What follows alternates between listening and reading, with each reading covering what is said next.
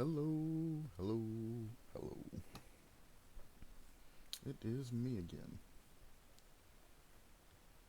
And before we start, I would just like to go over. You remember when I said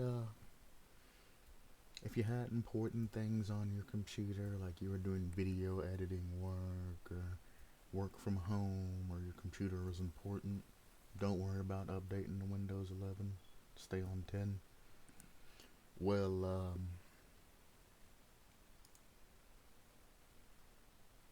I already happen to do a SFS scan. Uh, these last couple of times that I've started Windows or started my computer and logged into Windows, it's crashed. Not only has it been extremely slow starting, it's been crashing and doing all kinds of other crazy things. Why are you opening? I did not click you. I don't even use you. Yeah, there you go. As if timed. Just weird, quirky things. Everything's been delayed. If you go to click and open an app as soon as you log on, it's been delayed. I try to open my AMD user experience app, it's delayed. You try doing anything, it's delayed. And by the day, it seems to be getting worse and worse and worse and worse. I'm hoping that it hasn't actually affected my computer itself. But anyway, what we're gonna go over today is a Native American killer concept, some perk ideas, and then just some extra things. All are submitted by Galanonum. I hope I pronounced that right. And we're just gonna go through. It's gonna be kind of a little bit of a twist. I mean, all of these are submitted by him, but I actually, while also going through and reviewing perks and ideas and things like that, I also want to turn this into a sort of pseudo conversation about reply, things like that, and arguments and things that, feedback is what I'm talking about. Feedback, whether it's positive or negative or needed, unwarranted. Should you say what you're thinking, or should you just kind of just keep quiet because you know it's the obvious thing? But that's what I'm also going to get into. So this perk idea.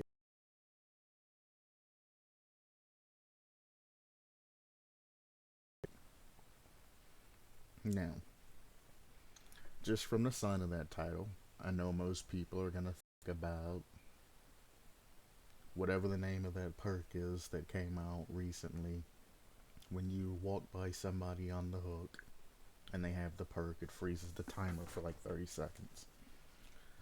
Other people who don't know about that perk are going to go to like slippery meat and things like that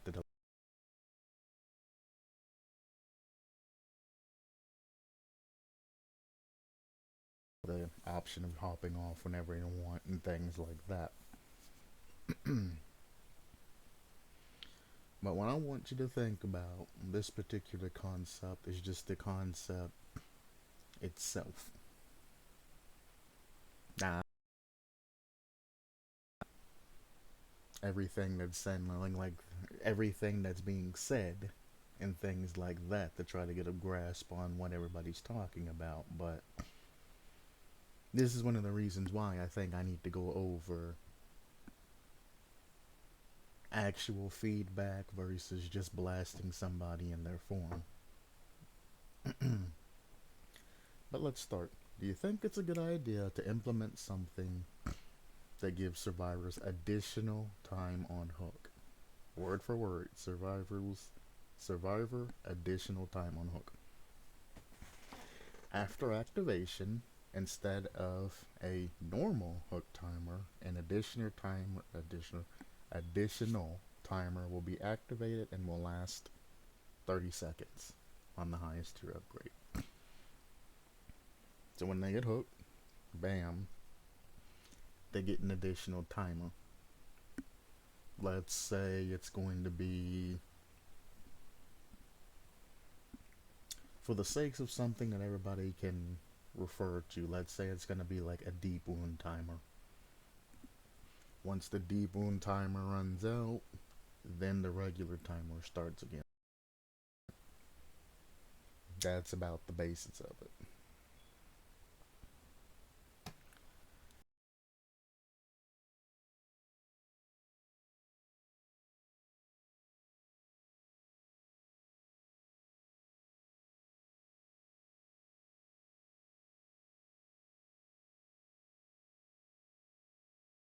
Um, Somebody who's getting hooked and their hook timer pauses for 30 seconds. Right there, this person states an obvious. It might not be obvious to the poster, but I mean, come on, he's in the creation thing thinking of perks. He obviously plays the game and knows about the perk. It's redundant. It's fine to say something like that, but you're assuming that the person doesn't know about any other perk that they're talking about, never played the public test beta, or the game since it's came out with that new perk, when it offers, like, basically every time. It's like, I mean, come on. But not only is this just a couple word sentences saying, oh, this perk exists, put something after it to support what you're saying. Don't just leave feedback saying camaraderie exists or kinship exists. And then the funny thing about it is 11 people voted this up for the creator to see, and then they probably just straight up bounced afterwards. Didn't leave any additional comments or feedback. They just said, yep, that's what I was going to say, and then they just straight up left. Nobody actually took the time to stop and think about what actually was here. Which is why I'm bringing this up. It's a timer, an additional timer that's activated for 30 seconds on hook. Camaraderie activates when another survivor comes within whatever radius of you, and then it pauses the hook. There is a difference there. So saying something as simple as camaraderie exists proves no point, and it's redundant. How's about you provide more informative feedback and actually say the point that you're trying to construe, as opposed to just sitting there and being kind of snarky and saying, well, this perk exists, okay, closed, done deal. Something proper would be, camaraderie or kinship or whatever you want to call it exists, pausing the timer when a survivor comes close for 30 seconds. Although, then you say what you think their perk's supposed to do. Although the additional timer of 30 seconds would be nice, blah blah blah blah blah blah blah. And then go ahead and say whatever you're thinking afterwards. That is feedback. Kinship slash camaraderie exist is not feedback. That's statement.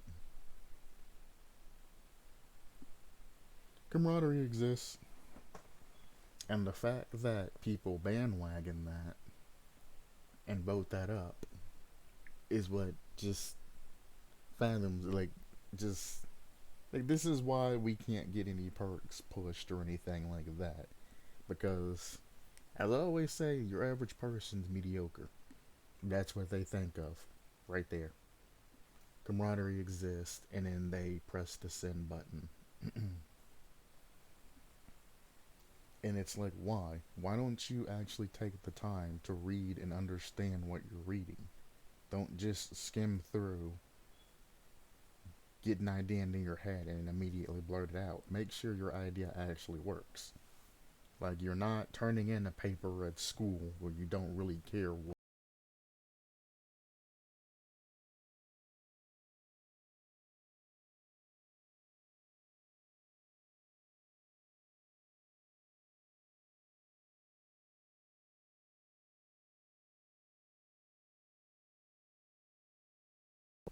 Sorry, and then keep moving. Like, it's not a fast thing.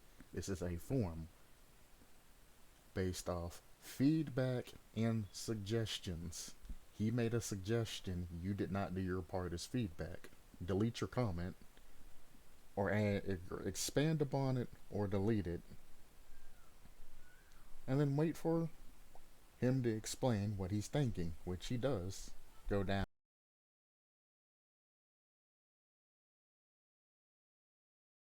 camaraderie. I'm just gonna say kinship, but with kinship, the timer is paused. You're not gaining additional time. So he says the difference between them and why he wants to implement it. Let me guess what this guy's next statement's gonna be. Something very short that doesn't make sense, that don't need to be posted. That's not feedback related. I don't see the point. Obviously, you don't see the point. Another redundant statement. Because you said camaraderie, oh, kinship exists. Never elaborated on anything. And I don't see the point. You don't see the point because you never took the time to see the point.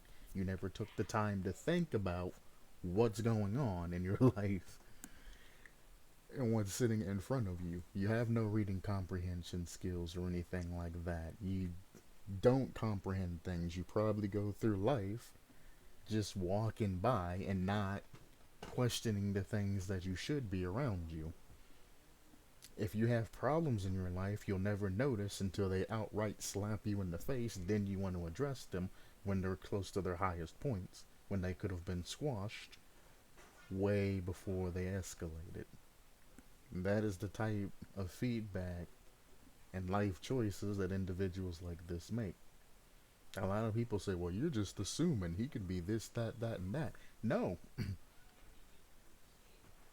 When you are online replying back to somebody, whether you're replying back to them in shorthand or anything like that, you are giving them a glimpse of your personality and whether or not, you're an actual caring, good individual versus just a scumbag who don't care. You're just saying something because it's there. You're bored, you clicked on it, now you just feel obligated to say something. Nobody wants obligation, they want actual feedback. If you're gonna comment, make your comments worthwhile to actually try to benefit, help, or even correct somebody if they're gone off a deep end. If not, keep your mouth shut because you're just making the situation worse and more drawn out. And I try to tell people this on a daily basis, but nobody seems to understand that when somebody's asking for feedback and you say, oh, another perk exists, like, what does this perk have to do with this statement? This perk, kinship, pauses timer. This perk adds additional timer. There's add and there's pause. Two different things. Now, if I was to come in and read this, yes, I would point out, I would ask them to first, like I always do, further define how the activation comes, what you have to do to the requirements to activate the perk, how it activates, things like that, etc., etc. The tiers, I would ask them to flush it out so I have all the available information in front of me, so I don't have to make a dumb guess. Camaraderie exists and say just a dumb. I can't even say that that's a statement.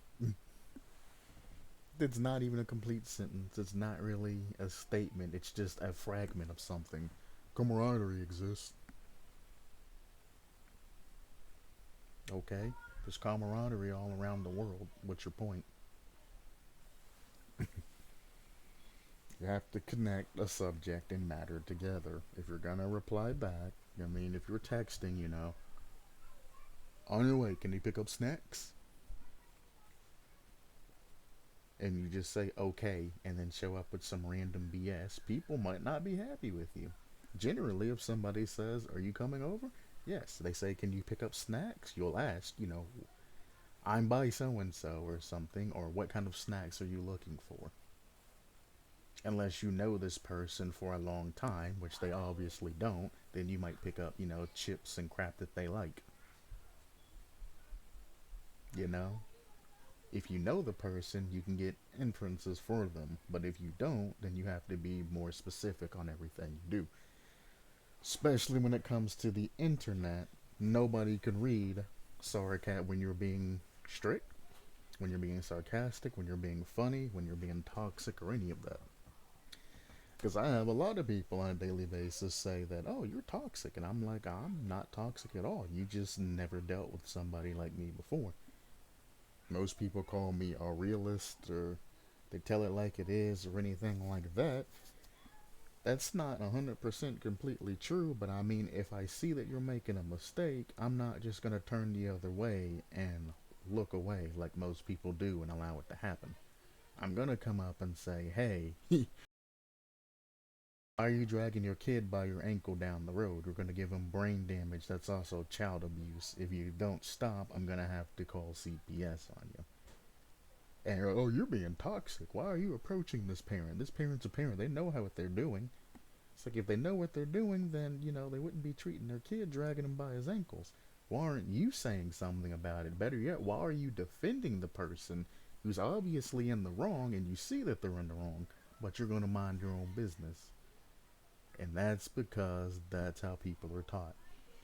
Mind your own business, keep your head down, keep moving, and you won't have to worry about anything. That's not the way to get through life. That's not how you get promotions and jobs. It's not how you get jobs. That's not how you advance through life. The people who are leaders are the ones that stand up and don't go through the mediocre. They are above that. Some well known people are below that. But I learned they've altered their course from the mediocre. Happen around them. They take notes of everything that happens around them. And then they use that to their advantage because they know exactly how people are going to react. So they take advantage of that situation, and some make profit, some do other things. It's how the world works. Being mediocre ain't bad, because without mediocre people, people that have gone away from that wouldn't be able to sell products, wouldn't be able to, get ahead in life. Since most people in the world are mediocre and don't really think about things, they just go with the flow, go with the trends like everybody else. All you have to do is make something that's just trendy. It ain't even got to be good. It ain't got to be powerful or anything like that. You can just make it really dumb, really trendy, and it'll sell well. That's all you gotta do. But back to this, Mr. Deleted User. As it says, the timer was paused, but you're not gaining additional time. He says that he doesn't see the point. Now, this guy, who also doesn't seem to understand, but instead of these two people not asking for a further definition or anything like that, they're just going to assume and they're going to say whatever dumb thought comes into their head. So if you're not gaining time, or you losing it? Think about that for a minute. What are you talking about? He said the timer is paused. You're not gaining time, nor you're not losing time, because the timer is paused.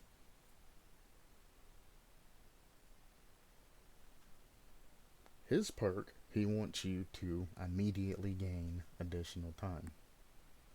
The thing about this is, well, I guess the thing about both perks is you have to do something specific to activate said perk.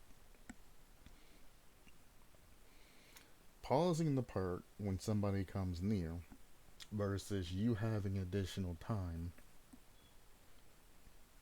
whenever something's activated, which I'm going to assume as soon as you get hooked, you have additional time, is two completely different things and plays completely differently.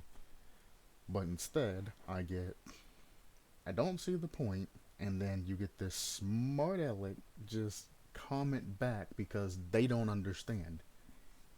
What he said and is trying to develop is too big brain for pigman big brain, pigman small brain, pigman small brain is what they should call you, sir. So if you're not gaining time, are you losing it? Think about it for a moment. No, if you're not gaining time, you're pausing it. It's literally what the statement says. It's its literal meaning. Why are you sitting here trying to be abrasive about it? And the thing about it is, this dumb point, which was probably one up by him, this dumb point was voted up 5 times by different people.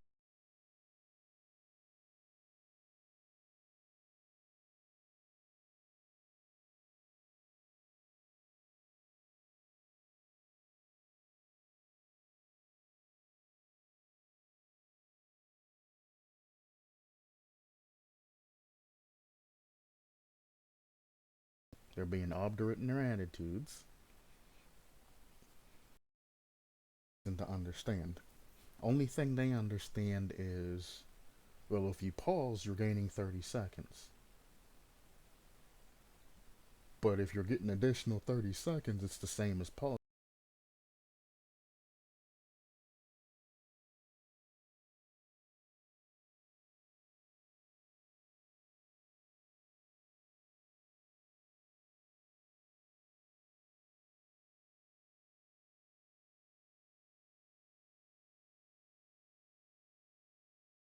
Survivor to freeze their thing. So whatever time off generator spent there is already done. After the survivor comes over, if they elect to walk back to their generator after stopping that timer, they've just wasted a significant portion of time going from all the way over there to the basement and then walking all the way back to their generator. But by that time, most survivors who head that way are going to immediately go for the save regardless. So now all of this time is spent off gen, and it's survivors not doing generators. If you have the additional time by base at the start, then survivors will spend a significant more time on the generator doing everything. Because the only reason you have to pause the timer is if the other survivor's about to die. But if you have an additional 30 seconds from by base, you can finish whatever generator you're working on and then go for a save. And then, if they have the additional 30 seconds plus that perk that freezes it, that gives you a long amount of time to get gens done and then go for a save. Also, if the killer elects to camp that entire time, which most won't, because there would be an excess of, shoo,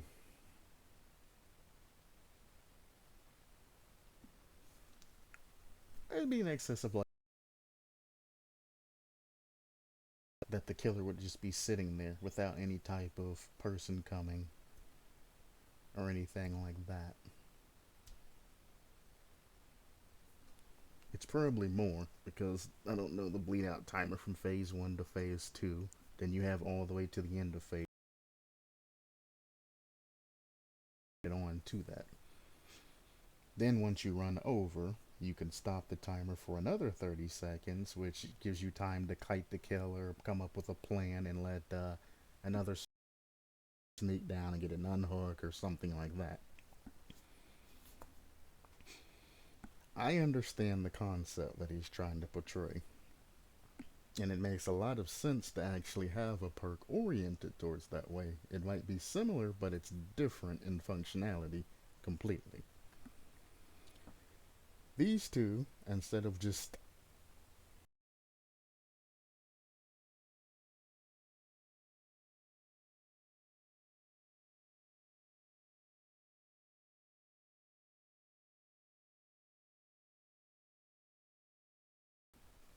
to see what's being presented in front of them. If anything, I would say their EQ is high, their emotional intelligence, basically, because all of these are just responses back off of the regular emotions. There's no brain power there.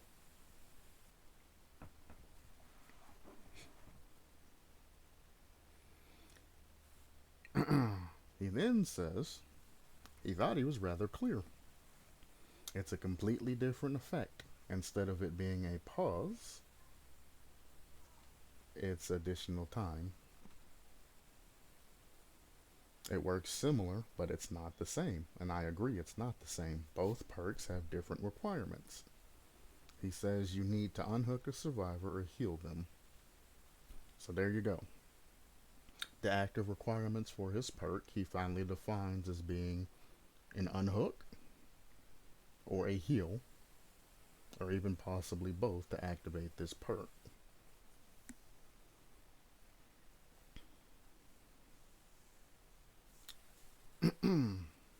So you don't have to be near his hook location. Like I said, I would rather use that out of those two possibilities. So as he then comes out and completely explains what he's talking about. When using camaraderie, you have to leave the generator that you're working on to walk over near that survivor that's on the hook. And I think it's like, what, 16 meters or something like that, or 16, 24, something crazy. And you have to be within that particular area to pause the timer. Afterwards, you can leave, it doesn't matter. But that time, like I said, you're spending off of a gen, you're losing a huge amount of time to pause that, which is probably why they implemented it that way. While as his perk, as soon as he unhooks or heals that particular survivor, if he gets the perk activation and it works, you already by base have that 30 seconds added. You no longer have to leave your generator. So instead of having to leave your generator at some point, waste that extra time to go all the way over to the area, stop the timer, and then figure out a strategy from there to either go for an unhook or wait for other people or anything like that, you can just wait till the end of the timer and then go in for a save. By that time, you will have mad gens done, if they are basement camping or doing anything like that. Plus, if you stack that with camaraderie, that is a huge amount of time to get that person off of a hook. I understand what you're saying completely because, well, I think for myself, the mediocre never will. And no matter how many times he tries to explain this, they probably won't ever understand it. And that's the sad thing about it. At what point do you just give up and then wait till you get actual good feedback? And I apologize, Galanonum, if you are watching this. But I mean, I am going to go over more subjects of yours and things like that. But this, where it's just, an implementation of a single perk, I think I've conveyed how the perk is supposed to activate, but I also wanted to address how you just get these dumb,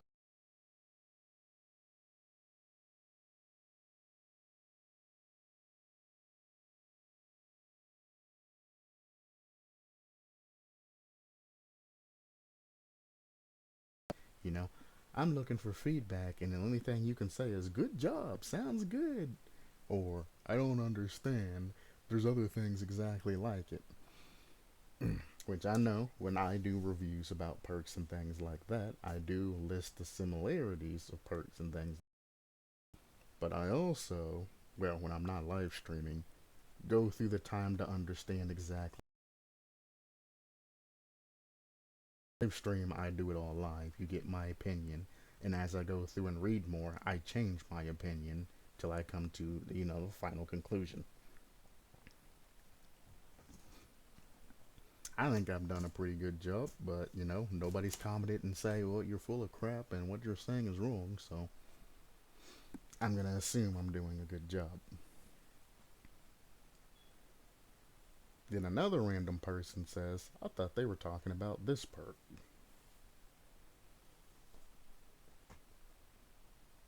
who's basically adding on to oh, I thought he was talking about kindred. Or not kindred, kinship, or camaraderie. And it's like, bro, you're just another person adding in to this pile of just slop on the ground. Go down to another person. It's a similar effect that achieves the same or the exact same goal of giving yourself more time on the hook.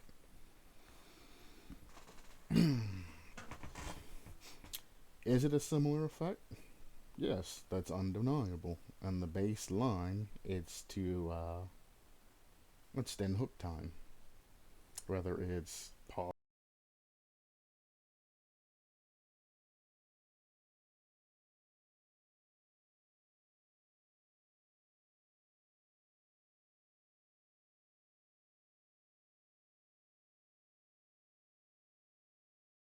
time the survivor has on the hook. But I mean, if you're doing calculus and you're doing pre-algebra, somebody could walk in and say, yes, they are both doing math. Both are similar as they're both math.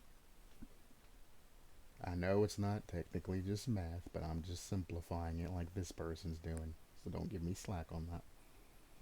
But it's the exact same goal of solving a problem. It's not. Calculus and then doing pre-algebra is not the same thing as solving the same problem on the hook. One's going to be more useful than the other one. One's going to be more accurate than the other one. One's going to have more accuracy towards what you're trying to do and achieve than the other one. If you have an equation that you round in pre-algebra to do 2 plus 2 equals 4 when the actual equation is, 1.5 plus 1.5 is the actual thing, but pre-algebra you're rounding up, you're going to be off by 0.5. And that's what they're not seeing.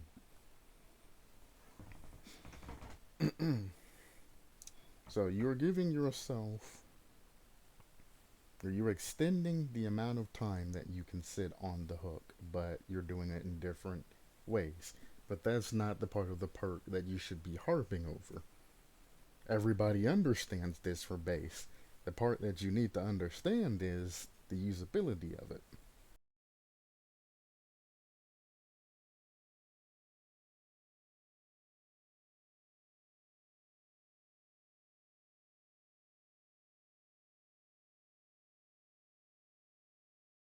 Wrong in the assumption that you're thinking. Stop adding to the slop pile and try to understand what the creator is trying to tell you. Like this attitude that people have is what I go through.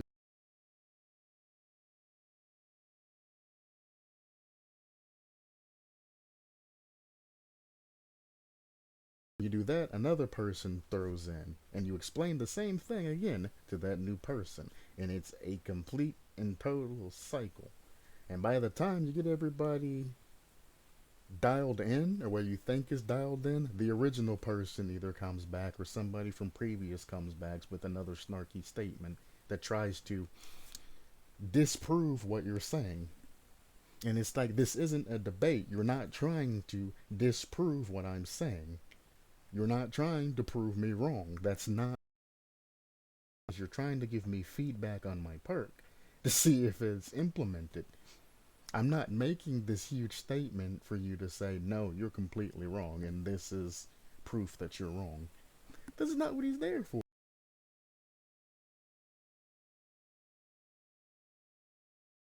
Made good. Tell me what you think about it. Why are you trying to prove him wrong when he's already designed the perk and already is on the table? You can't disprove something that he designed. He knows the loopholes and all of that. He's the one that designed it. You can't fight with something that's always going to be true because he's the creator. Now, he might have missed something in creation, and you can point that out, but you can't say that he's wrong on something when he's the one that created the perk.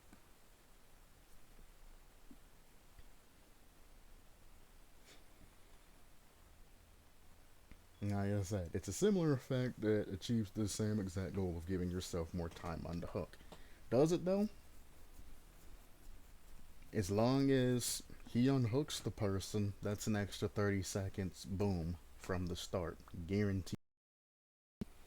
If the person's hook camped in the basement and everybody says he's a lost cause, that extra 30 seconds is gone. You will never get that.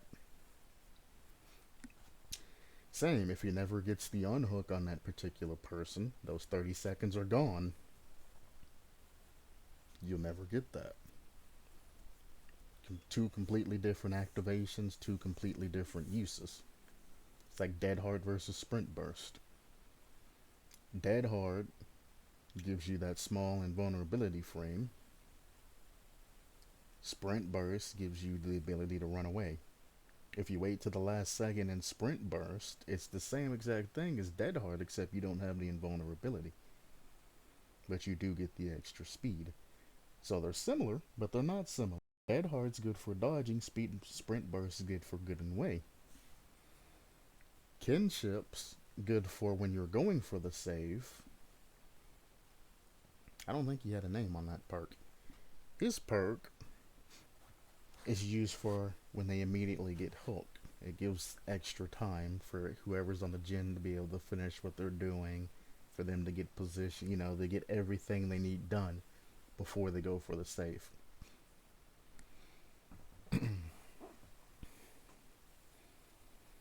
So Galanin comes back and says, the thing about this perk is in the case of camping in the basement, you won't pause the timer.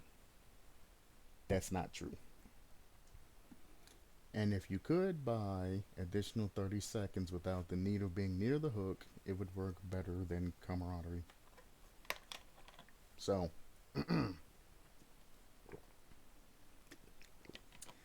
if a survivor gets put into the basement and they have camaraderie, you can actually run just outside the kill shack and it will pause the timer. Generally, it's right if you go to the Windows side and they're hooked by the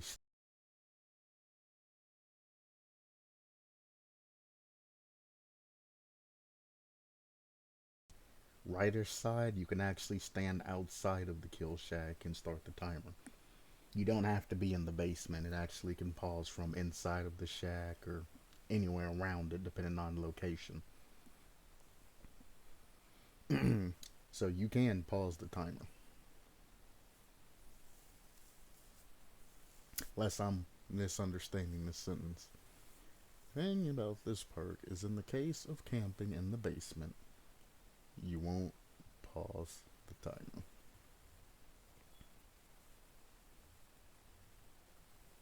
And if you could buy additional 30 seconds without the need of being near the hook, it would work better than camaraderie. That is correct. If you can get 30 seconds before having to do any type of action, it's definitely worthwhile because the extra 30 seconds plus the regular hook progress is going to allow you to finish whatever gen you're on before you go for an unhook. Whereas on the opposite effect, as soon as somebody gets hooked, you're kind of already on a base timer. You're going to have to get there semi quickly to pause the timer or whatnot. Especially if you don't know if they're even running camaraderie. If they have an extra 30 seconds from base, As soon as they hook them, you will see they're not killer portrait wise and status effect wise that they're gonna have additional time on top of it because it's an additional bar. Everybody in the lobby, even the killer, will know, hey, they're gonna have an additional 30 seconds.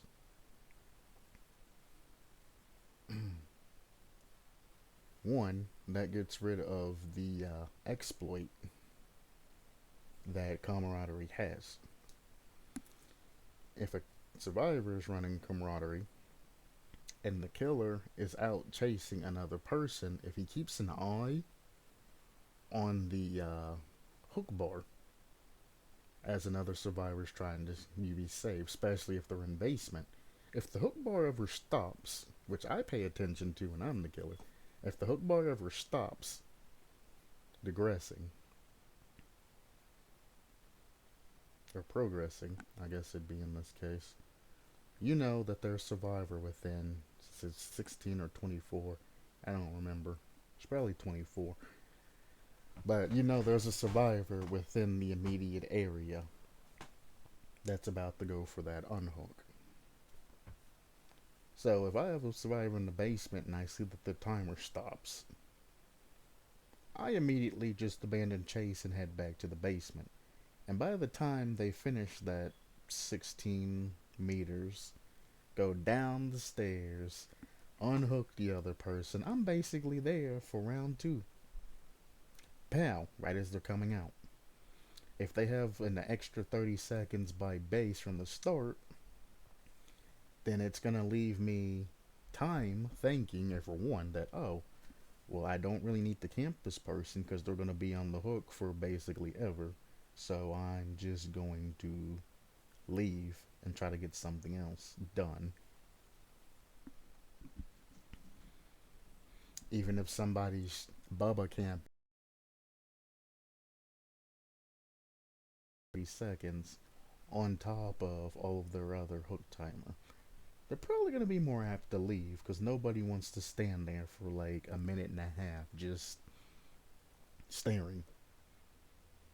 It's not worth the time. By the time you get this one hook,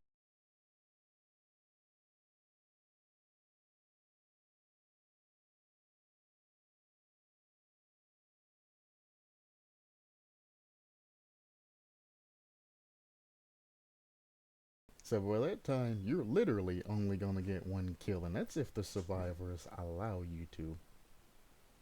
If they make you waste your rev on your chainsaw, and you run through slashing and don't hit anybody, then all you have are mouse ones. Granted, most killers' basement camp also run no ad, so I mean, there's that, but I mean, there's gonna be time for that. Because you'll have time, to go and look for totems and do any and everything you need to do because the killer never leaves basement. He leaves everything else open.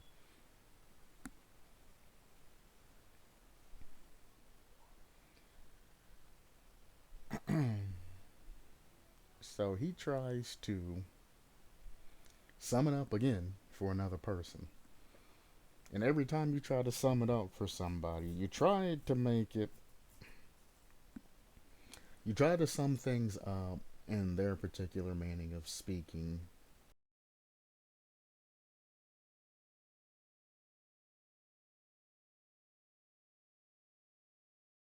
It's just something that happens naturally.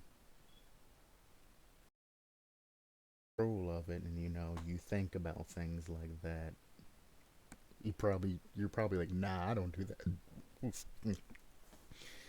Well, if you're trying to explain something to somebody who is a child, for example, you're going to explain it a lot differently than somebody who is a doctor or a lawyer or just an adult in general versus an older person versus, somebody as a talk.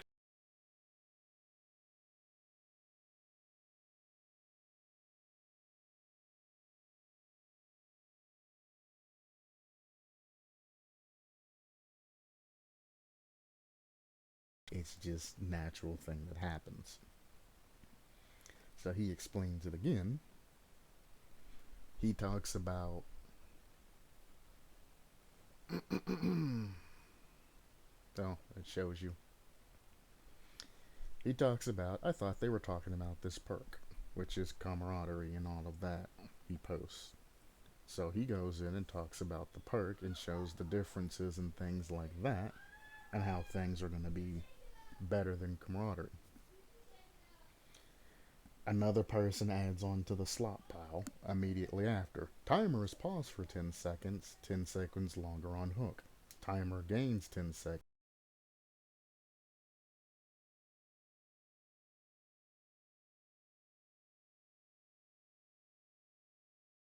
Everybody understands that if you increase hook time by 30 seconds, you're increasing hook time by 30 seconds.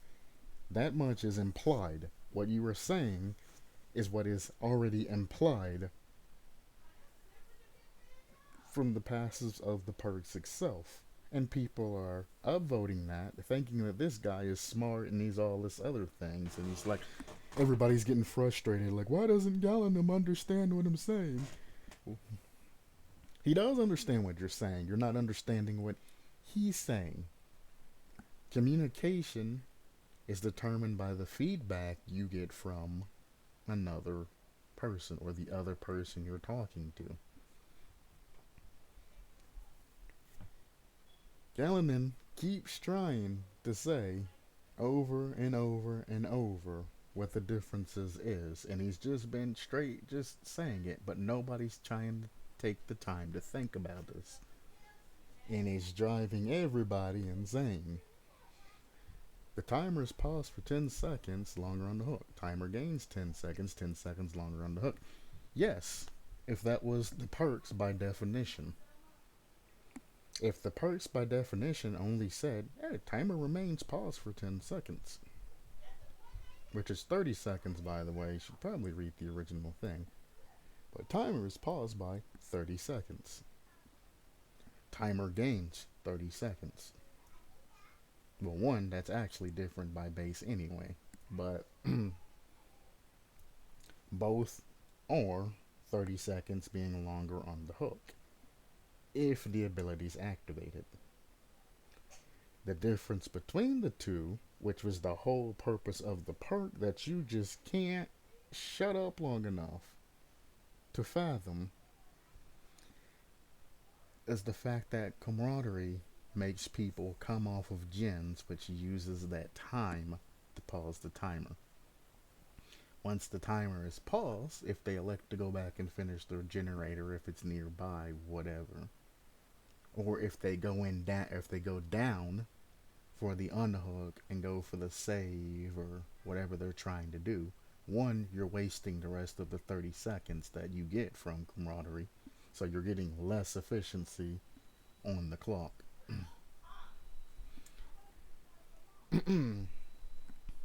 But also, you're like I said, you're having time off gen.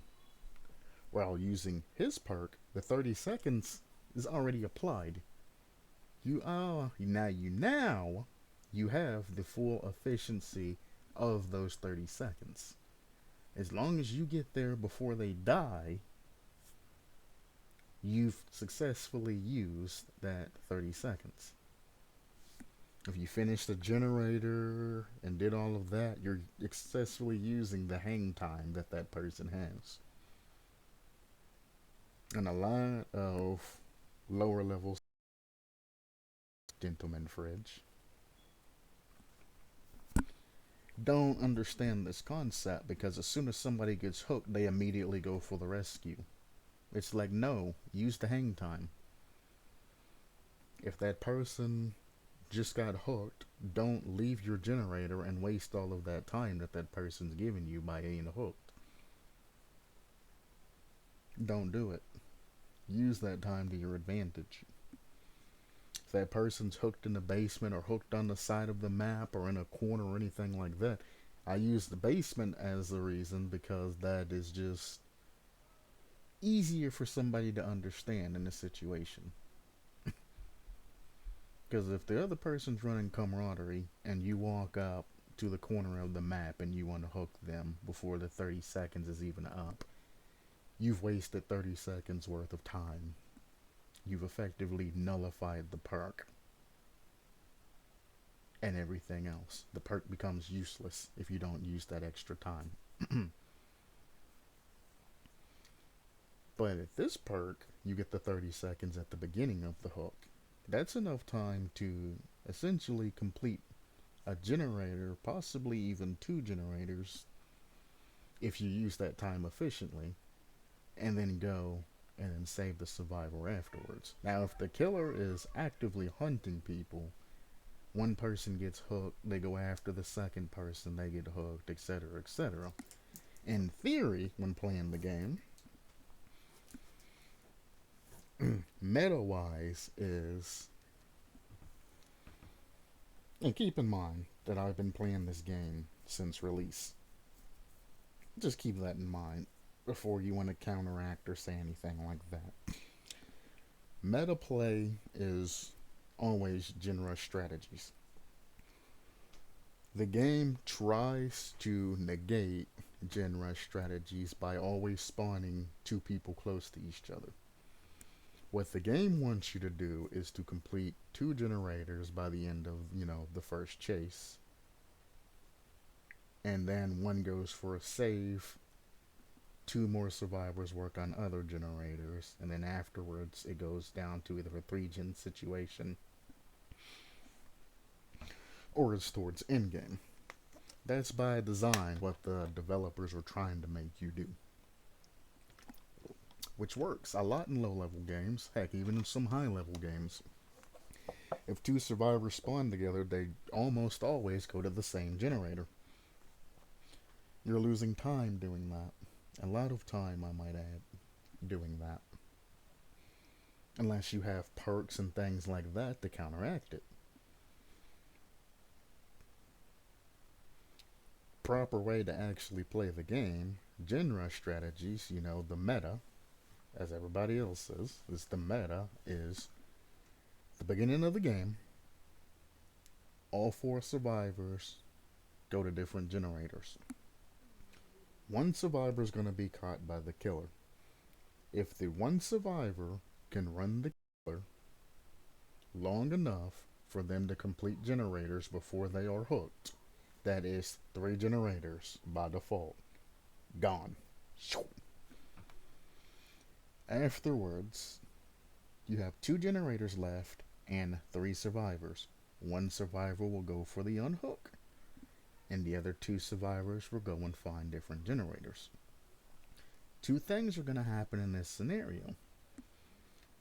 The killer is either going to find one of the other survivors on a generator and force them off of it, which in turns gives you time to get your original survivor down, heal them, and then all of you go do different generators while that person's being chased. And if they go down, it's their first hook. You use that hang time they have between the first and second to get more generators done, etc., etc.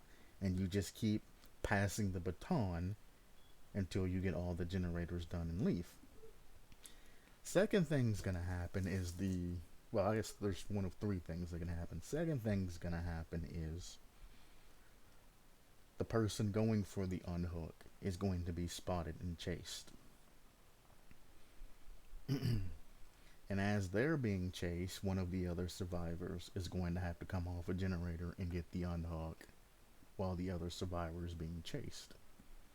The thing about the meta strategies and things like this is, since there's only gonna be very few chases, you can drop a lot of pallets and use a lot of give that you have during the map.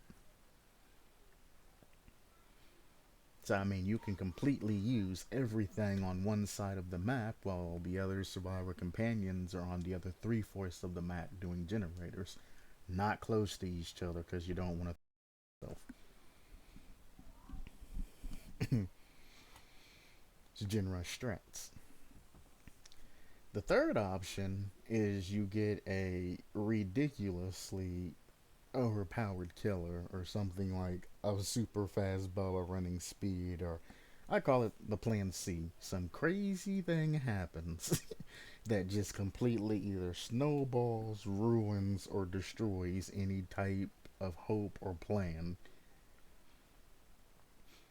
The killer has like a one hit down or is doing something that completely obliterates plans. They're ready for the gen rush. They take down the person, or the person who's going for the unhook trades, for example, and goes down in place of the other person. Then the killer downs them, goes and downs the second person. The third person comes trying to save those two. They go down. Then you just have a snowball effect. One, you should never trade unless you have borrowed time, but you still shouldn't trade technically. Even if you have borrowed time, you still shouldn't trade. One, you're reliant on that person to take that borrowed time hit for me or for you, and then being able to get to a loop and continue on their gameplay. If they're not a very strong looper, or if they're just a coward in general and they just leave you in the dust, you're now down, and you were the one that had the advantage of giving borrowed time. So I mean, trading's not a good thing to do. Even if you know you're about to go down, don't sacrifice your teammate another hook state just to save yourself. It's not good, and half the time it don't work. Some killers are like, who are confident in what they do, they'll take that free hook and they'll let you go. And then the next person that gets them down, they'll just go ahead and send that killer on their or survivor on their way, get that sacrifice, and now it's a 3v1 situation, which gives them immense power.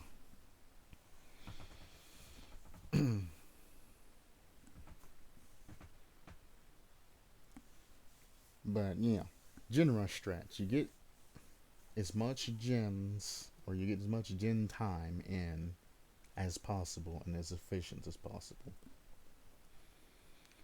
Start off with 4 survivors. 4 gens should be worked on in the beginning. 1 survivor should be chased. Like I said, that survivor who is over there by themselves can drop every single pallet and keep looping. You want the killer to stop and break every pallet. One, it gives the killer confidence because he thinks you're a low level and don't know what you're doing. Two, you're adding time to the equation. Now, I'm not saying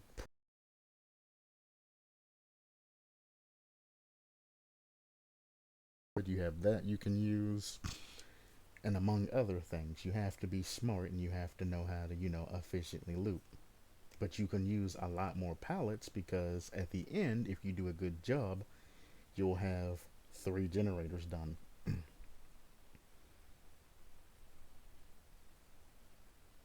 So there you go. That's 3 gens done, 2 gens left, which means there's 4 gens left in total. No, 5 gens? Actually, how many gens are in the game? Well, when there's 1 gen left, there's 3. So there's 2 more than 5. So there's 7 gens.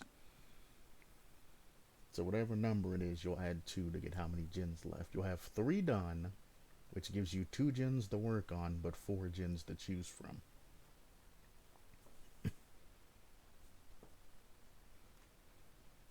So afterwards, whoever's left that just completed the gens can now cycle in and trade if they need to.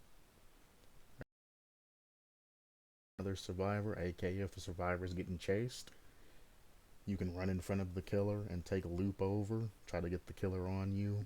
As you're on your way to another generator, you can go to another generator, do whatever. In essence, you only need 2 survivors on generators at this point, and then the third survivor can do basically whatever they want. They can provide aid, they can wait for a quick unhook when the killer hooks and goes for another generator. They can apply pressure to the killer. They have the ability to do whatever they need to do. In olden days, that survivor would be the one afterwards, after the 3's getting done and the 2's working on the gen and the 1's either hooked or unhooked or whatever. The third person at least in my particular group, when we played hardcore Sweaty Dead by Daylight, would have totem perk that locates totems, and they would just go throughout the map destroying totems to get rid of NOAD. NOAD was very, very popular when it first came out. You'd go destroy totems, you would go do, whatever you could do to help the rest of your team to escape. Then once you called out, hey, almost done or something like that, they would head to an exit door and they would, be waiting. As soon as the exit door was done, they would already be priming it, ready to escape. And everybody else would head that way.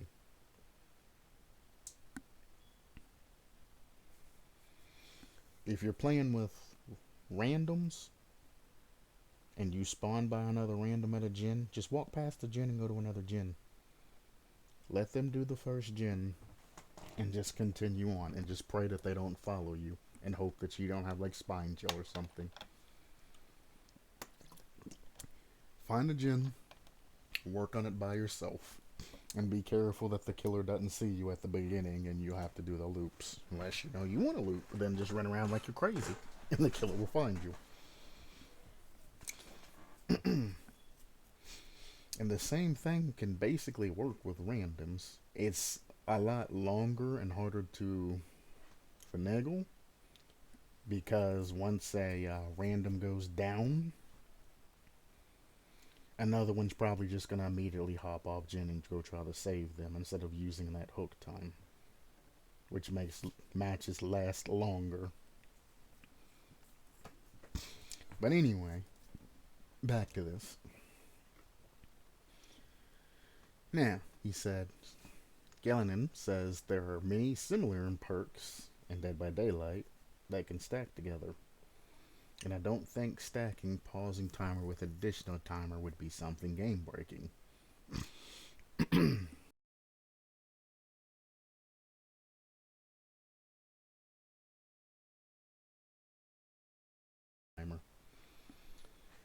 And if they did have any type of problems with this perk stacking, they would say, well, additional timer can't be paused. They will just add in a clause, additional timer cannot be paused, to keep it from overlapping or doing anything potentially game breaking. That's all it takes is one line. That is 100% good. Now, the only problem I have with that is a killer hooking a survivor in the basement, and that survivor getting an extra 30 seconds, and then running camaraderie and getting an extra 30 seconds on top of that. Those two stacking together would be a bad idea. So there should be a clause there implemented into the perks that says that it does not they don't stack with each other. Just all in all, you either get the 30 seconds at the beginning or you get the 30 seconds towards the end. I don't think you should get both, because that is a extra minute of hang time on top of the regular hang time. That's just absurd. And like I said, basement camping bubbas, yes, it may force them out, but basement camping might be all that they know. They might just take that one kill and that one game and then go to the next game and do the same thing. And if people aren't constantly running this perk with the double stacks, they're still going to get by doing what they do. I think it's OP running both together, stacking. But that's just my personal opinion. Like I said, it'll have to be tested through PTB to see if it's actually usable and stackable and things like that. That's not something that you can just speculate about to get a balance on.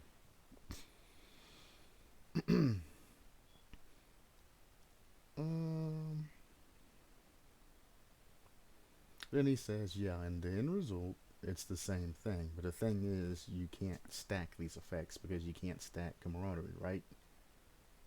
Now you would have some synergy.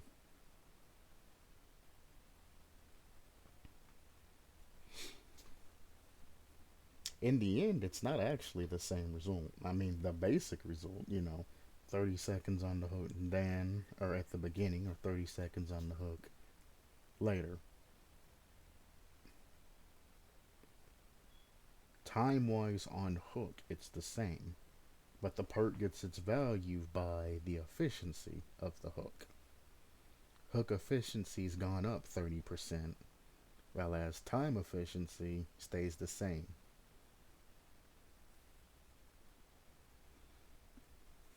If the survivors use the extra time. That's the main clause of this. If the survivors use the extra 30 seconds from Galenim's perk, it's a worthwhile perk to use. If you're the type of person that just runs and immediately unhooks, it's useless to you. Absolutely useless to you.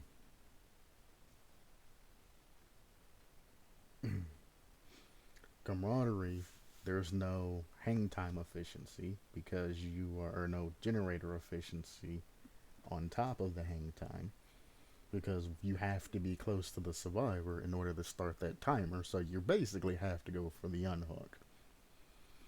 Now, the 30-second timer allows you to wait a little bit for other survivors to come through if you need additional help. But for the most part, you're going for that unhook now. Whereas Galenonum's perk, you get that extra 30 seconds immediately, and you can put that into gens and getting the killer away or doing whatever you need to do. You can use that as pure hardcore efficiency. If nobody's being chased, that's gen efficiency. If the killer's a camper, that's gen efficiency. If the killer finds another survivor and chases them, that's chase efficiency. And you don't have to immediately just run and, like I said, you don't have to immediately run and go unhook somebody. You don't have to. Use the hang time. You have plenty of time to get things done. Use it.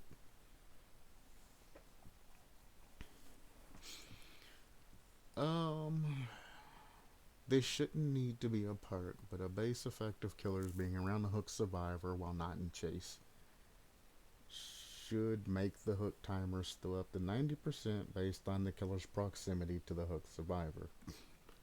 And don't waste your time adding me with survivors abused or some obscure test years ago.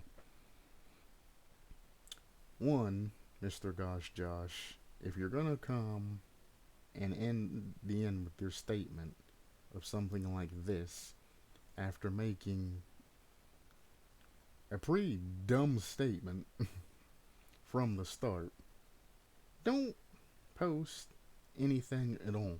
Just don't post. You're toxic. You're absolutely toxic. You're not going to perform any type of good feedback or anything like that.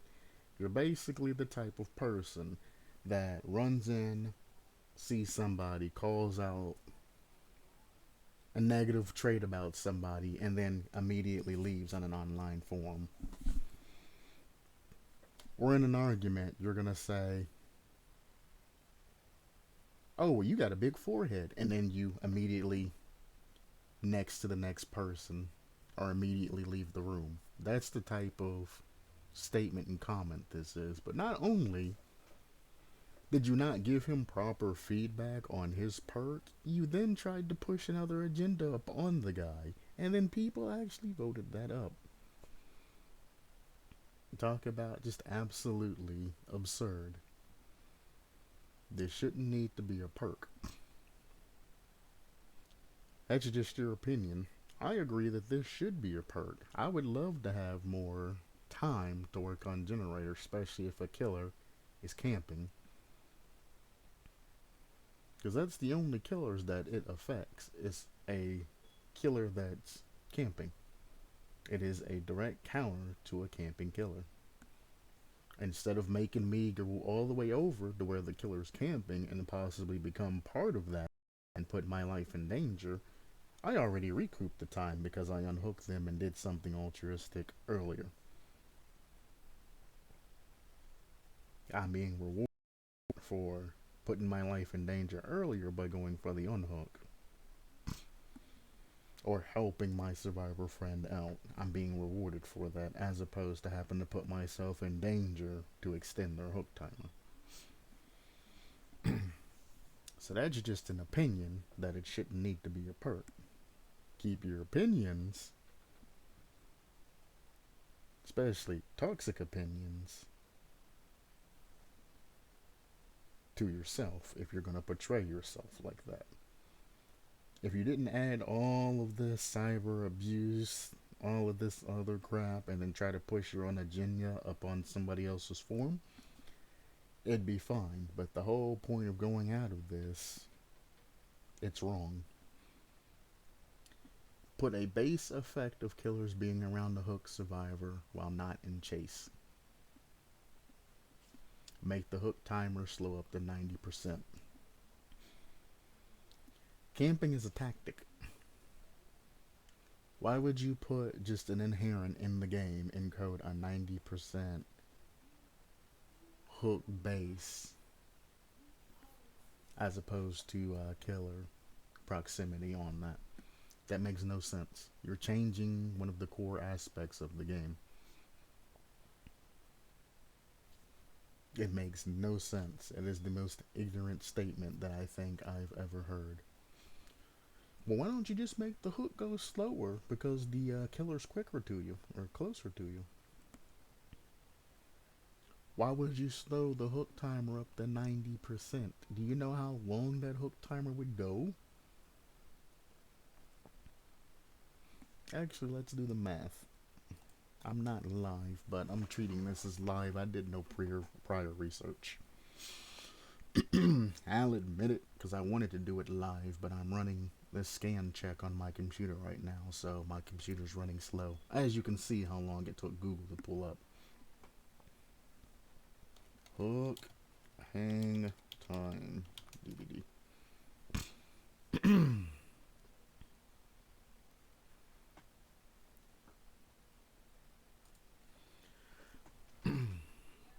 Oh, no, that's just actually how long it takes to hook somebody. It takes 1.5 seconds. How long is the hook timer?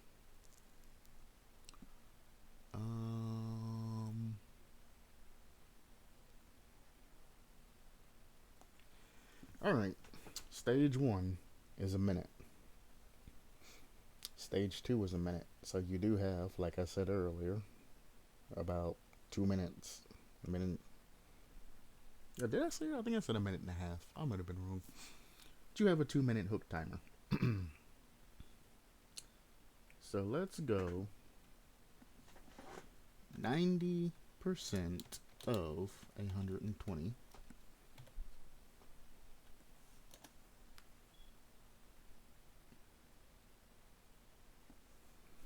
And then we wait like 5 hours. Google, please. 90% of 120 is an additional 108 seconds. And this is how you know that dumb and toxic people like him just say whatever the first emotion that comes to their head. They just throw out random numbers. And then, because they throw out random numbers that they don't want to back up or research or anything like that, probably because they don't have the smarts to and don't know what to search for, go super defensive after saying exactly what they have to say, which is ridiculous.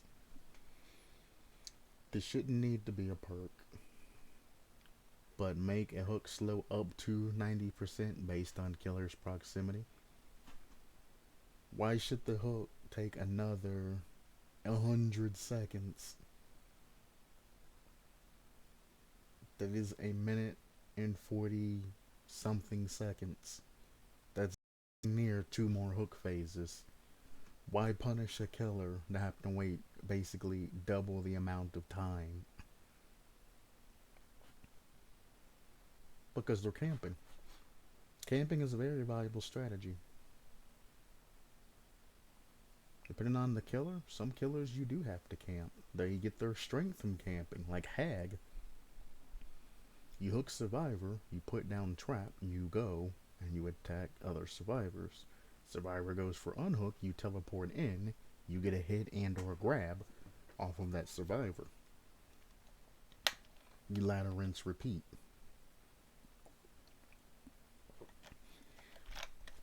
Not only does it work well, because if you go far enough away, you can get that Devour of Hope trigger, plus you can get the teleport and redown, hit, grab, whatever you need to get done.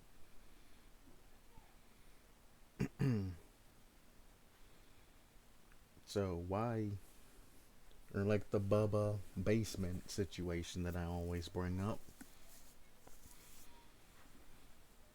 why should the Bubba in the basement camping, who knows he's given survivors more generator time while camping, be punished that significantly for securing one kill?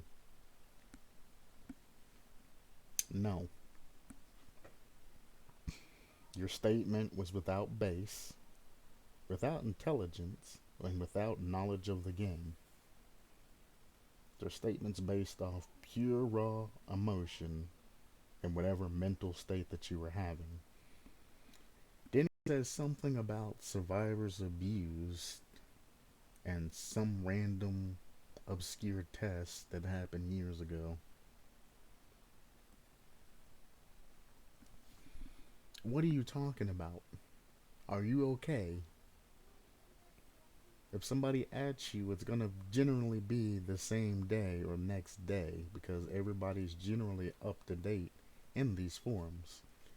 What are you talking about? Why are you so toxic? Why are you talking about these things?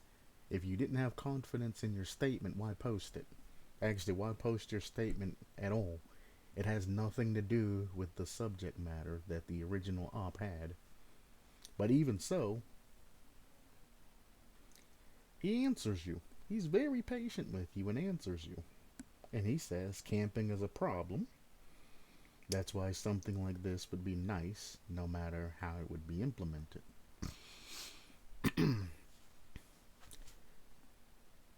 I do admit that some camping is a problem.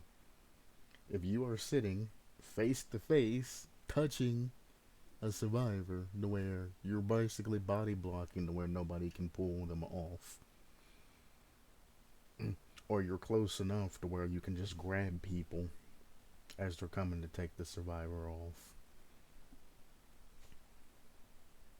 You're basically holding. It's not really holding the game hostage because you're not doing anything technically wrong that ways, but it's against TOS to face camp. If you're sitting there literally touching them to where nobody can interact with that particular survivor, and you're doing this as a malicious act, it's against TOS. And that type of camping really is a problem. And people try to justify it by saying, well, the survivor was toxic. He was flashing his light and doing all of this. And it's like the survivor was taunting you, trying to keep you in chase, trying to keep you mad and interested in them. That's what taunts are made for. There's nothing against TOS about taunting. There's something against TOS about face camping afterwards, though. Like, who are you to be the judge to say what's toxic or not? Toxicity and everything else is defined in the terms of service that you sign. It's defined on their website, in their official forums and things like that. What can and cannot be done, what's allowed and what's not allowed. It's defined by the game creators.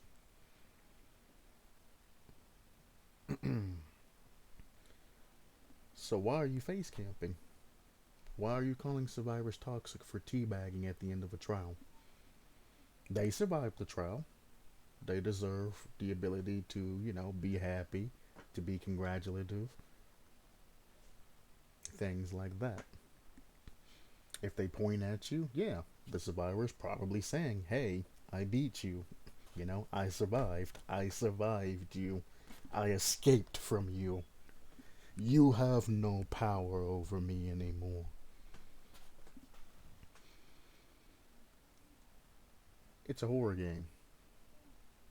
Killers are supposed to be bloodthirsty killers that just want the booty at all times. They want to kill, they want the hook. That's the only thing that should be going through the killer's mind. It shouldn't matter if they're taunting you, if they're clicking their flashlights, if they're being nerdy, if they're being what you consider in your mind as toxic. Keep in mind, stop being a narcissist and stop saying me, me, me, me. That something that you don't particularly like doesn't make it bad. If somebody disagrees with you, it doesn't make them bad. Just because you don't like something does not make it bad. If you don't like pineapples, it doesn't make pineapples bad because plenty of people do.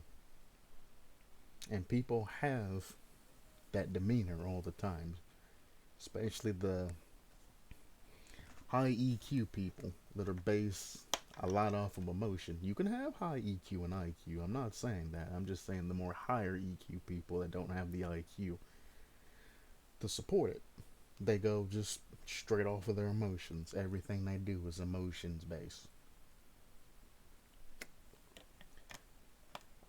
And when they say that they don't like anything, it's now the devil. You didn't agree to what I say, so you're the worst kind of person. You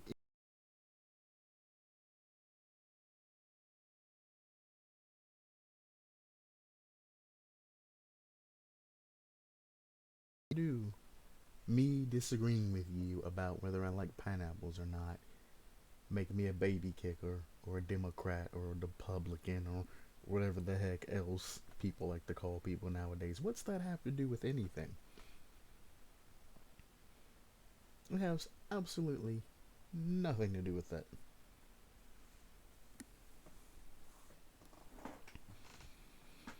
It's like you need to go get your head screwed on straight. You need psychological help. If you are contributing people's actions to what religion, to what Republican political party that they're going through, to whether they're being gay or straight or any other type of thing, you need to go get help. You need to talk to somebody. Whether their race or something like that is contributing to something, you need to go get help. Just because I don't like pineapple don't mean that I'm the worst person in the world. Just because I don't agree with you on something doesn't make me a bad person. Go get help.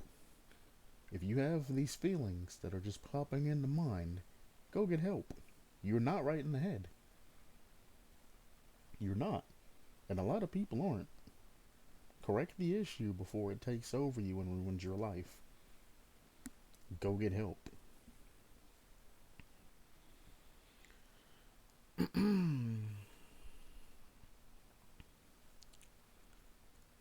um, Camping is a problem. Base camping is a problem, but not camping in general.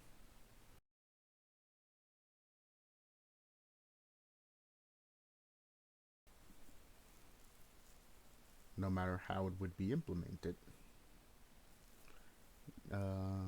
No matter how people will call camping a strategy, it's no fun to play a game like this. I don't agree with that.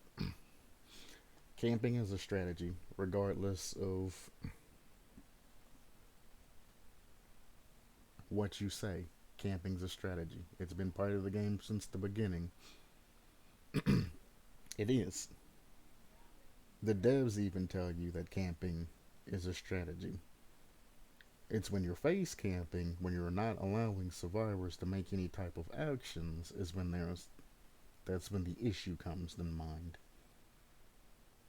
They're not saying anything like, "Oh, well, I'm just supposed to watch the survivor grab the other survivor and just let them go out and win." Like, no, you're not supposed to let that happen, but you're also not supposed to just be sitting there in front of the hook, standing there, and not letting the survivors make any type of actions.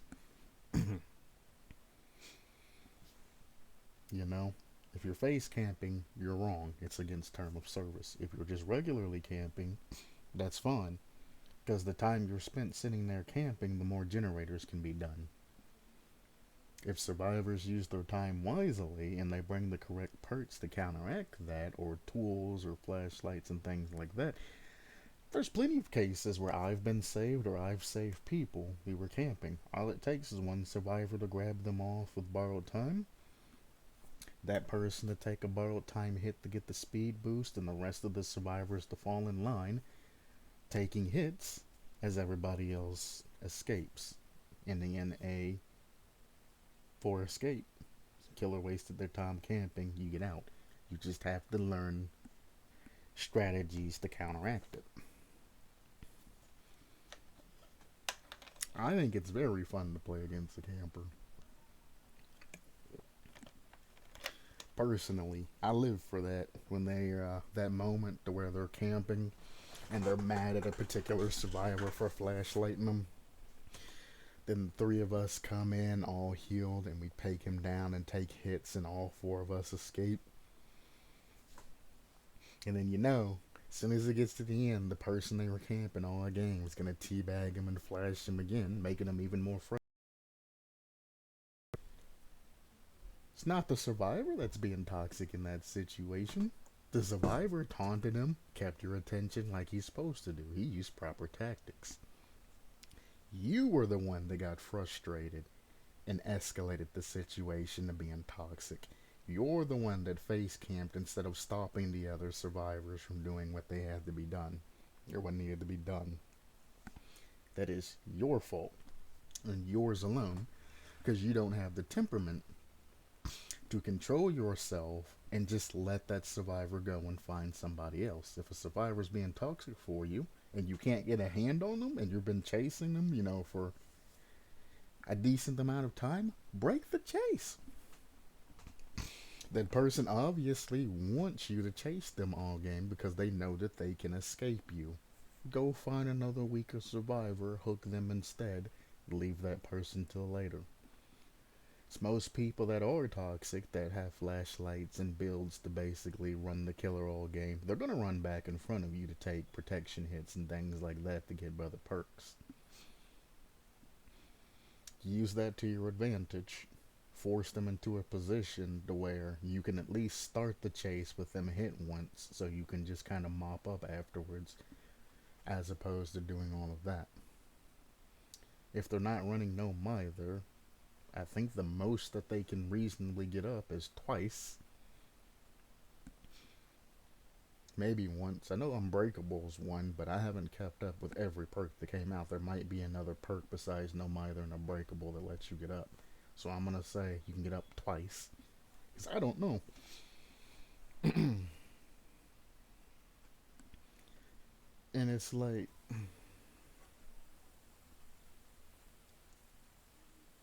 I don't know if I'm explaining this well. Let's get back to the matter in hand.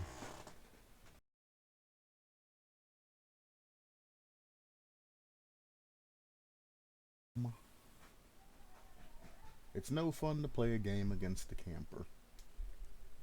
I don't particularly mind it, but this is your personal opinion. It's fine to have. I'm aware of the fact that survivors abuse that word and tend to unhook others right after the killer finished his hooking, but to say that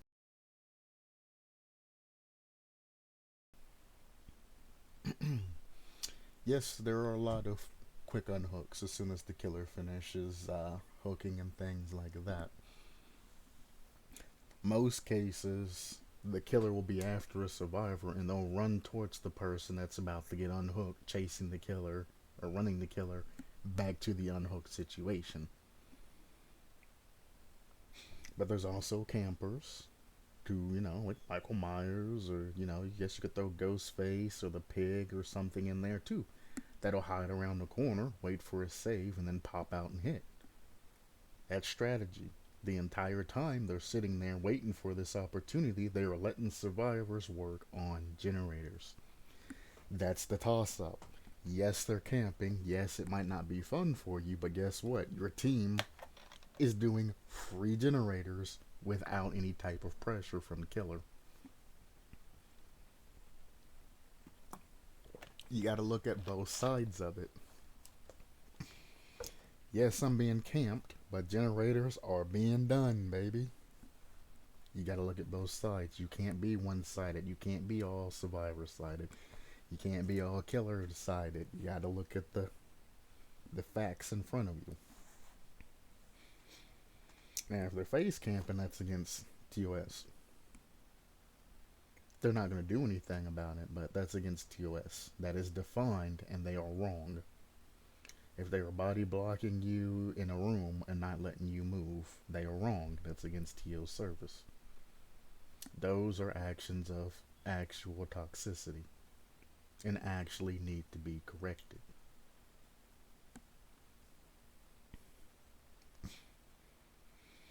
Ha ha ha, everything about this post, nopers. Why are you even posting? Why are you even posting? Whether you're defending, I forget his name, Galanonum, or you're against Galanonum, why are you posting?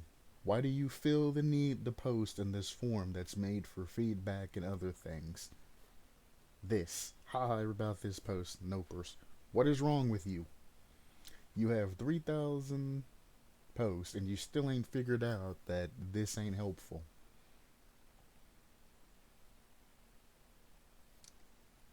Absolutely useless. Waste of time, waste of read.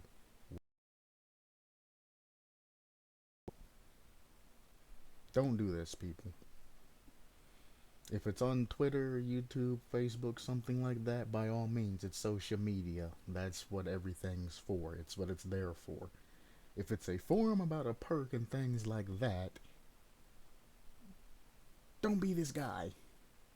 Don't be this guy, and don't be this guy.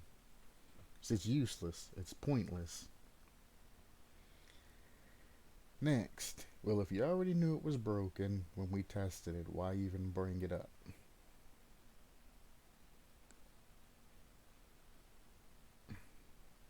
Exactly. Why even bring this up? I mean, you're wasting more forum space by saying this, but why? Same point. Why even bring this up? Why post this?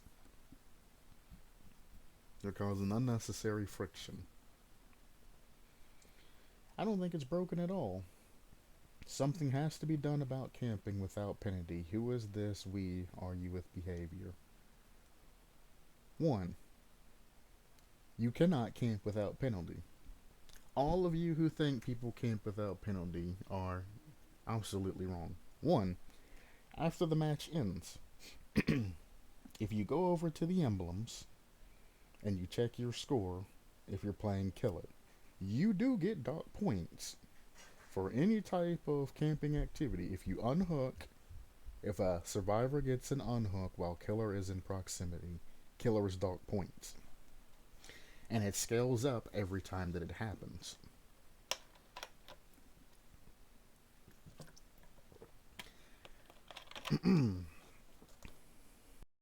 And for being altruistic, survivors are given points. So there is a negative. And rank, because rank is determined by the amount of emblems and score and all of that now. So anytime you unhook, and a killer is nearby, that killer does get dog points off of their rank. It happens.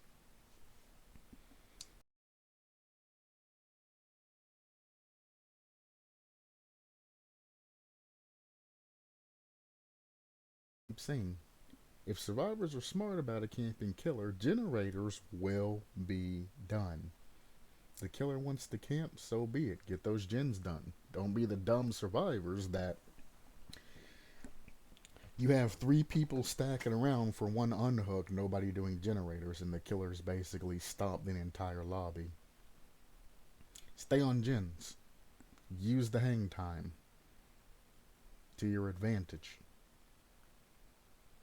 If you see that nobody's going for an unhook for a long time, you might want to peep to make sure everything, nobody's just, everybody's like, oh, I'm going to finish this gen first. Peep before the person dies, of course, checking out. But use the hang time.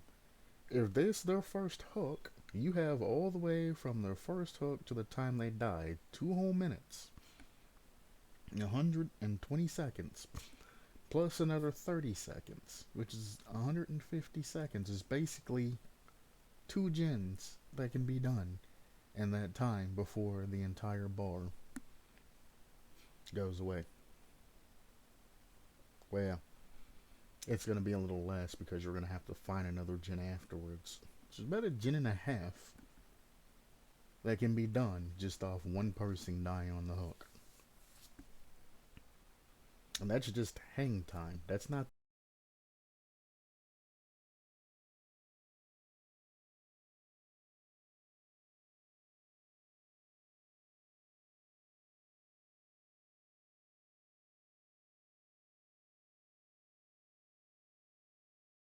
survivors who like to complain about camping are generally the ones that don't know how to efficiently use hang time. And I find that all the time. When I'm playing killer and I have to deal with it, I find it all the time. I'll look and I'll see that every survivor is literally coming for this one unhook. And I'm trying to, go to another generator and all that, and I see scratch marks running from all the way across the map. So I'm like, oh, well, there's a survivor going for this person. I guess I'll turn around. I'll go to turn around, and all three survivors are pulling the one survivor off the hook and trying to heal under that. And I'm just sitting there like, alright, well, I'm Ghostface, so I'm just going to peek out behind this corner, tag all four of you, and I'm going to start slugging. Because y'all stupid. I tried to hook. I tried to leave. You led me back to that area by running past me, acting like I'm not going to turn on you as you ran past me. And then at the end of the match, gonna call me a camping that literally ran past me, and you just expected me to ignore you like you didn't exist. Like, no. If the booty comes in front of me, I'm gonna turn around and I'm gonna stab it. You know what I'm saying? And to be called camping and scumbag and something that I didn't even want to do, you forced my hand in this. Then when I went to see what was going on, I found all of you there. Oh, it's happy birthday to me.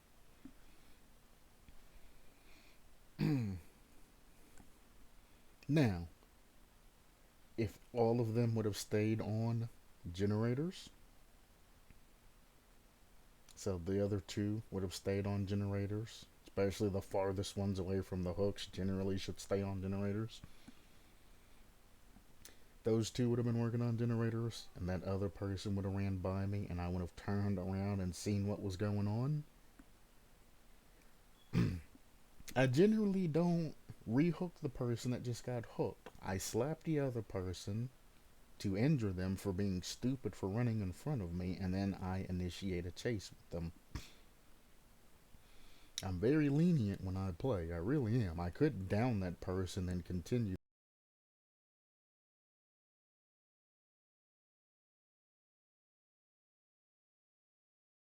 there just to make another survivor extend the time to pick them up. But I won't hook them again. This is the thing. And a lot of people give me hearts and things like that and tell me thanks for not tunneling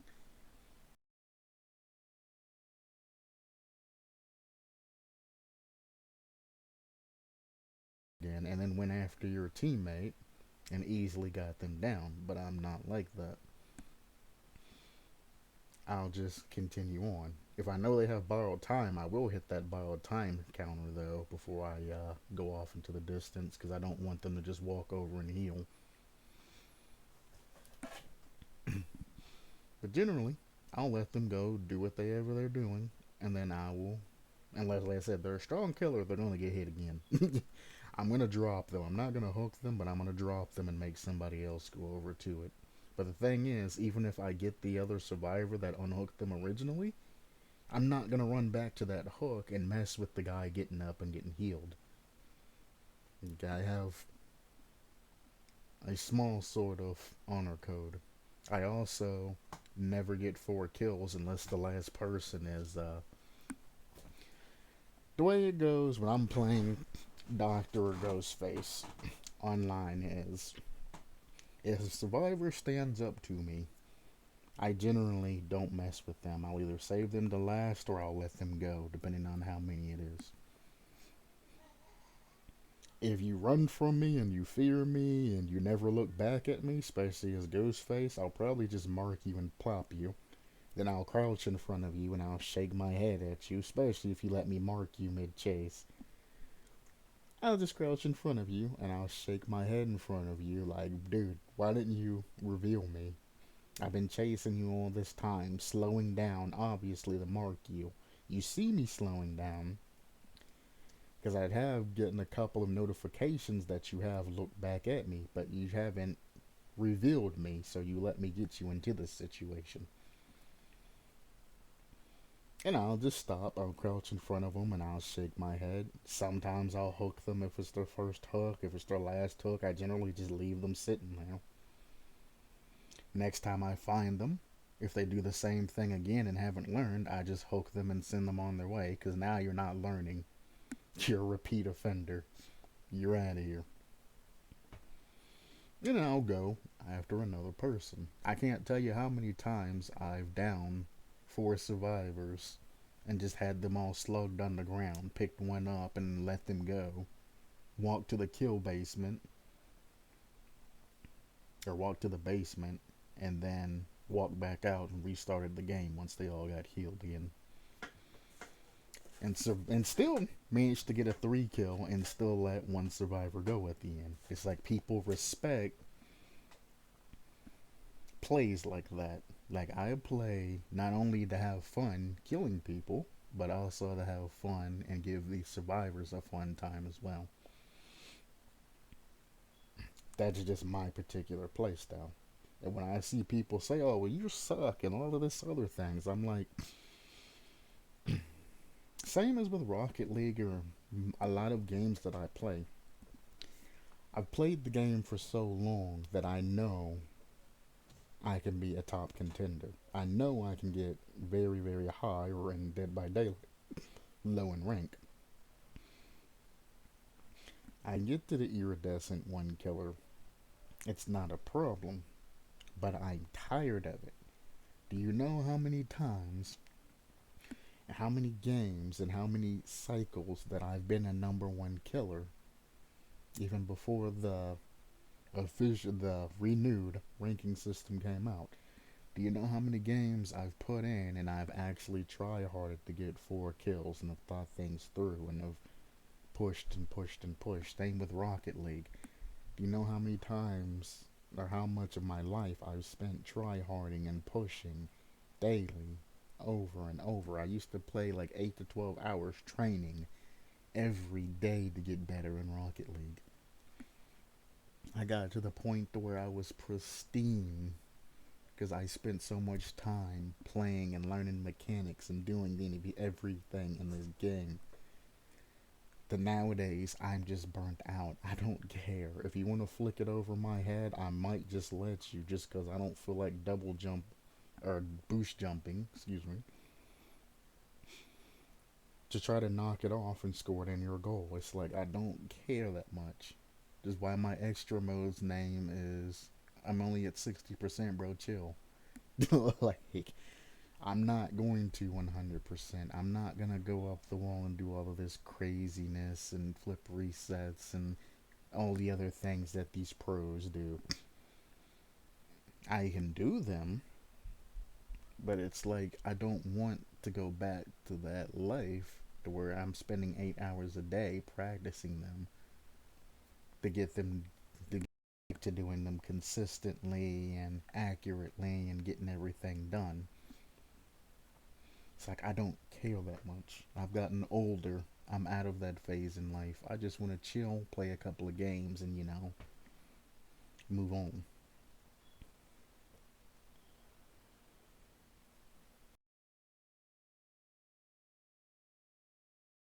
Back section, if you want to call it that, is stuff and should you done? Hey, Windows did not find any integrity violations. System files are good. That's nice to hear. Now I wonder if I have gotten some sort of virus or something. I haven't had this for this long for it to have a virus. But basically, I like the fact of this perk. I like how it's implemented. I like how everything flows together and things like that. The only problem I have is that it should not be stackable with camaraderie or kinship or whatever the perk's name now. It should not be stackable. You should get the 30 seconds either before or get the 30 seconds afterwards, not both. Now, I'm gonna actually end this.